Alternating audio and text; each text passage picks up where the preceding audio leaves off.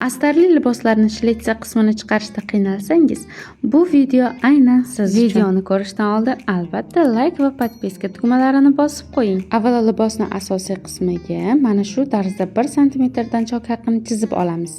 Etak qismidan esa 4 cm ni belgilab chizib qo'yamiz. Astarligimizni ham chap tomonini xuddi mana shunday qilib kesib olamiz. Bu qismlarimizda ham 1 cm dan choq haqqi qoldiramiz. Astarimizni asosiy qismga nisbatan 2-2,5 cm kaltalatib qirqib olamiz. Xuddi mana shu ko'rinishga keltirib olasiz. Libosning asosiy qismini olib, mana shu tarzda 1 cm dan choq haqqi berib, tikib burchak qismiga kelganda ko'rsatganimdek lapkani aylantirib, mana shu nuqtagacha tikib olamiz. Albatta zakrepka bilan to'xtatasiz. Mana shu burchak qismiga chokka 1 mm yetkazmasdan qirqim beramiz va chokimizni ochib dazmol qilamiz.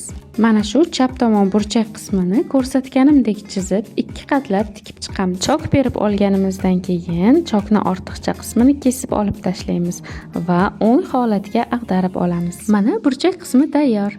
Asosiy qismimiz va astar qismini mana shu tarzda birlashtiramiz va dazmol qilib olamiz. Yon tomonini ham xuddi ko'rsatganimdek tikib olasiz. Ikkinchi tomonini ham astar va ustki qismlarini xuddi shu tarzda birlashtirib, chiroyli holatda dazmol qilib olasiz.